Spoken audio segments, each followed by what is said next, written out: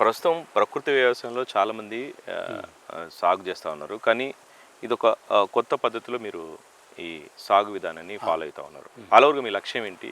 ఈ కొత్త విధానం వల్ల ఎలాంటి ఉపయోగాలు ఉంటాయి? యువత అంతా పోషకాల లోపం వల్ల నిర్వీర్యం అయిపోతున్నారు. దానికి కారణం ఏందంటే భూమి బలంగా లేకపోవడం.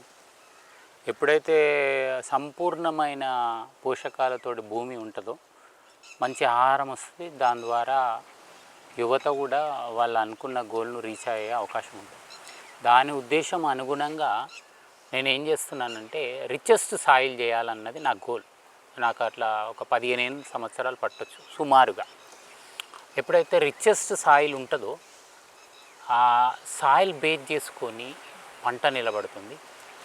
ఆ పంటను ఆధారంగా అనేకమైన మేలు చేసే జీవులు కూడా బతుకుతాయి. దాని ద్వారా పంట రక్షించబడుతుంది. ఒకటి శ్రేష్టమైన ఆహారం వస్తుంది. నెక్స్ట్ జనరేషన్కి కూడా ఎప్పుడైతే భూమి బాగుంటుందో దాని ద్వారా నెక్స్ట్ జనరేషన్కి ఆహారం అనేది దొరుకుతుంది.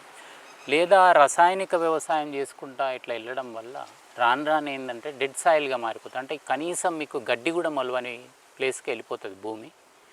అంటే ఉష్కగా మారిపోతుంది. మట్టి వేరు, ఉష్క వేరు. ఉష్కలు ఏం పండవు.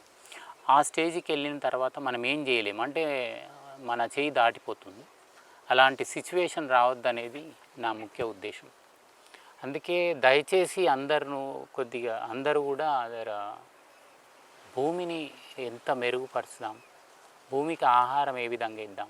నా దృష్టిలో ఏంటంటే భూమికి కంప్లీట్ భోజనం పెట్టాలన్నది నా కోరిక. భోజనం అంటే సపరేట్ వండి పెట్టాల్సింది లేదు.